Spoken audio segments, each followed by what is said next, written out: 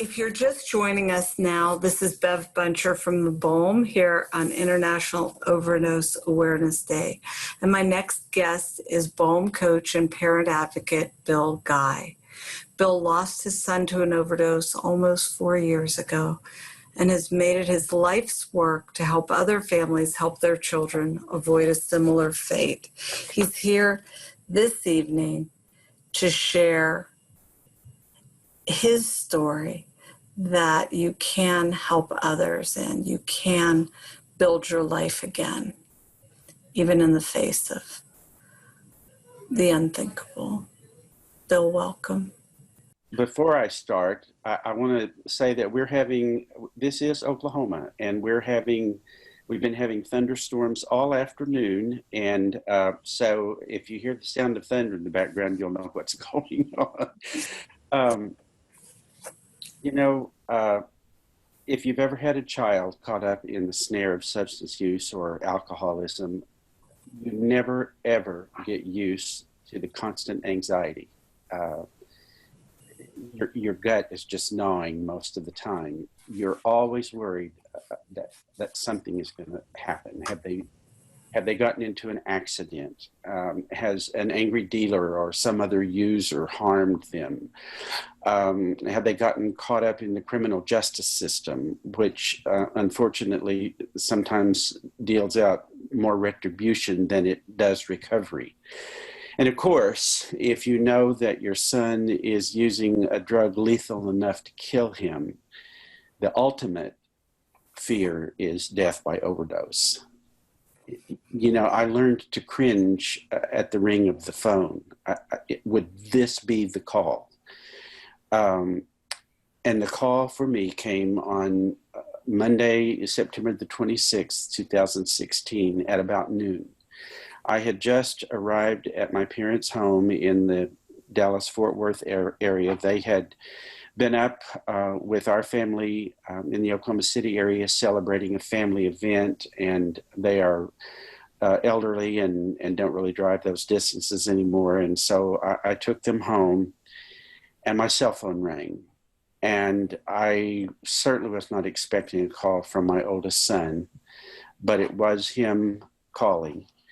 And I could tell when I answered the phone that something was wrong. He seemed, his voice was a bit hoarse, and I could tell he was upset. And I said, "What is it?" And he said, "Dad, Chris is dead." Well, I can't even describe how I felt at that moment. I really kind of blacked out. My knees kind of buckled, and like I said, I was just, I think, kind of numb for a little while. I had tried to prepare myself for that eventuality, no longer being able to deny that it was a possibility, but you can never, ever be ready for something like that. On the previous Friday evening, Chris had checked himself out of the recovery program that he was in. He had been in and out of treatment programs several times by that point, and he had been there long enough that he was able to check himself out ostensibly to go get some cigarettes, and that may be why he did leave.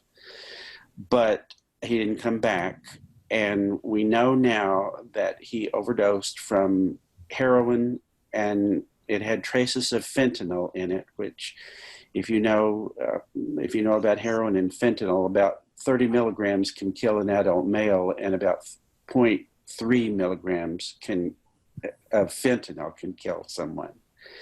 He overdosed at about 6 a.m. on Saturday morning in a flophouse apartment that he had a compassionate employee sometimes let him stay there when Chris was out on the streets. And by the time the maintenance men found him at 6 o'clock the next morning, it was too late. I first learned, and he was 34 when he died. And I first found out that Chris was really having a serious problem with drugs when, after high school, he was pulled over for some minor traffic incident, and the officer found a pipe in his back seat. And of course, Chris said that it belonged to someone else, but the officer didn't believe that, and neither did the hearing judge. And so Chris, we had to get a lawyer. We were required to get a therapist. He had fines and fees. And so, we paid those for him because he had a minimum wage job and he had a car payment. And, that's what good, loving parents do, or that's what I thought at the time.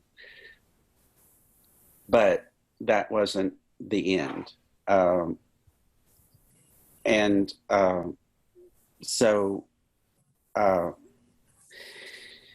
Over the years, there were so many bad things that happened. There were lost jobs and lost cell phones. And once he was with a girl and serious with a girl. And, every time that he would try to break up with her, she would threaten to kill herself, and then he tried to take the knife away from her, and they both got their cuts in their arms and hands, and they ended up in the emergency room. And so it was just a litany of terrible, horrible things, and much more for Chris, but certainly enough for us. And after too many years of enablement and doing things that I now know I thought were helpful at the time, but I now know really only helped enable him to keep using. What I now know is that you cannot make someone recover if they don't want to. And I also know that substance use is not a character flaw, it's a disease.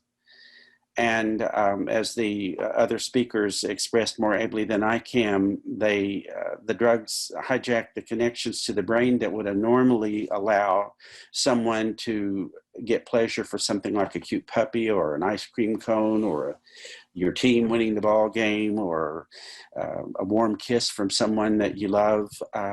You don't get pleasure from those anymore. And the drugs tell you that the only thing that you're ever going to get pleasure from is more drugs. And they tell your brain that without the drugs, you're going to die. And of course, we know that you will likely die if you don't stop using them. I also know that substance use disorder is a family disease, and it affects everyone in the family. It makes everyone in the family sick, just in different ways. There's an urban myth that you may have heard that says if you put a frog in boiling water, that the frog will immediately jump out of the water. But that if you put a frog in pleasantly tepid water, that as the frog will adjust to the temperature as the water gets hotter and will eventually boil itself to death. Now, I don't know if that's just a myth, but I do know that over the years of worry and anxiety, I became so used to the kind of psychic pain that it became the water that I swam in until I couldn't breathe. And I underwent 2 major depressive episodes, and I started having panic attacks. And thanks to my wonderful wife, Rita, who could see what was going on, I was compelled to get some help. And I did, and I got some counseling, and for a time I needed to use anxiety medicine to get back to a place where I could kind of get hold of things. And that's when I started going to Al-Anon, and it really saved my sanity. I learned that I didn't cause Chris's addiction, I couldn't control his substance use, and I couldn't cure his substance use. And I learned that the serenity prayer that most of us know, grant me to accept the things that I can change, give me the courage to change the things that I can, and give me the wisdom to know the difference, instead of just a sweet slogan that you hear and think, oh, well, that's nice. it becomes something totally different when it has to become your lifeline. One of my favorite writers that I've found who is in recovery herself, her name is Anne Lamott, and in her book Plan B, she says, you want to protect your child from pain, and what you get instead is life and grace. And though theologians insist that grace is freely given, the truth is that you sometimes pay for it on the nose. And more importantly, you can't pay your child's way. So, I was rather naive. I was really naive when I began to understand what was going on and realized that, the truth about recovery, that it is a journey. I just thought, if we could just somehow coerce Chris into going into treatment, that he would come out of treatment and everything would be okay. But I learned that really he had his journey and I had my journey. And so one day at a time, that became weeks, that then became months, I learned that it made absolutely no sense to tie my well-being and the ability to be a husband and father to our children and a papa to our grandchildren to the behavior of someone over which I had absolutely no control. And but I as the previous speaker spoke, sometimes and in some places you'll hear that kids have to hit complete rock bottom, and that means that you just have to cut completely off from them. And I could never do that. So even though I learned that I could no longer give him anything that was going to allow him to continue to use substances, I always managed to stay in contact with Chris and tell him that I loved him and would do anything earthly possible that I could for him, other than giving something that would allow him to buy and use drugs. And I began also to accept that if he didn't get well, he was either going to jail or end up in prison, or that he would be injured or killed in an accident or a drug deal, or that he would die from an overdose.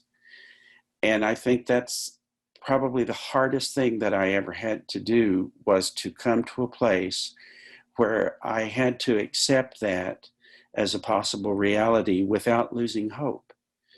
And I never did lose hope, but I knew that it had to be his choice and that he had to work for it, and that it was really beyond my control, other than to love him and pray for him and support him if he did make that decision. And the concept of faith for me could no longer be that, well, if you just pray long enough and hard enough, that whatever you pray for is going to happen. Instead, for me, my faith could not demand that things would turn out well for Chris, but that if they did not, that I had to and could be well for myself and for the rest of the family. And that by being well myself, if Chris decided to try to get recovery, I would be in the best position to try to help him. So I determined that no matter how things turned out for Chris, I could not and would not let his struggle and all his pain and all his turmoil and hard-won lessons about the insidious nature of substance use be wasted. So I began to I reached a determination that I had to try to make some meaning out of the madness that he'd gone through and that we'd gone through, and do something to try to help others through that mayhem. So I found a local nonprofit organization called Parents Helping Parents that before COVID had in-person chapter meetings in several different locations around central Oklahoma, but now we have an online meeting. And the purpose of that organization is to provide information and resources and support from shared experience to parents of any age who have kids who are caught up in substance use. And I am now a member of the board of directors of PHP. I also, for about a little over 3 years, I have been a volunteer peer and parent coach with the Partnership to End Addiction, which used to be called the Partnership for Drug-Free Kids and recently merged with the Addiction Policy Forum and now is called the Partnership to End Addiction. And they provide awesome free resources, and their website is drugfree.org. I also co-facilitate a Facebook page called After the Storm, which has people all over the world who have lost someone to alcohol or substance use. I also, I was a high school language arts teacher, grew up in a newspaper family, worked for many years, taught high school language arts, and then worked for almost 30 years at several different state affiliates of the National Education Association in communications and media relations and training. And so I've decided that I have to use those skills to advocate for more funding and for more resources for people who are in recovery. And I found my coaching with the partnership so valuable that I knew that retirement from my other career was approaching, and that I wanted to find a program that would provide me in-depth training to be a recovery coach, and that would also include an accreditation. And when I found the BALM, that I knew that that was it. And so for some 18 months, I've been studying.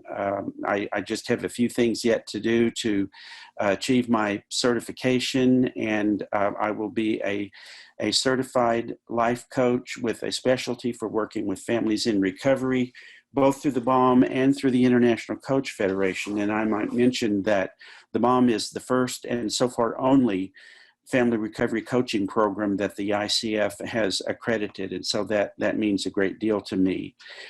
You know, in terms of people who are experiencing the same kind of grief that I went through, I think the best description that I've ever heard of that was from another man who also lost his son. And he said that he just felt like when his son died, that he was in a deep, dark pit with a huge rock crushing him down on his shoulders, and he didn't see any way at all that he was ever going to be able to get out from that.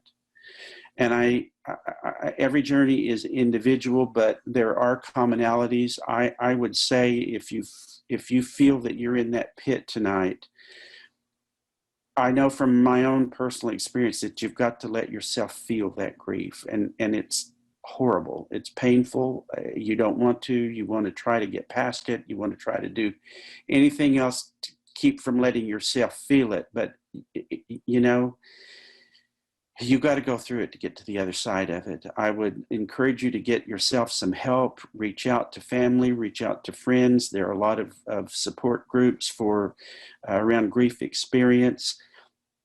And then in time, I would encourage you to consider what that man found out and what I have found out, that as we try to help other people, that we're never going to get rid of that rock on our shoulder. I'm going to grieve the loss of Chris until I die.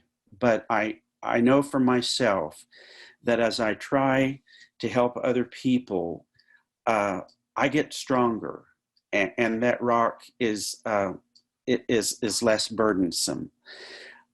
And I also want to end my remarks to you tonight. What can you do to help fight against substance use disorder?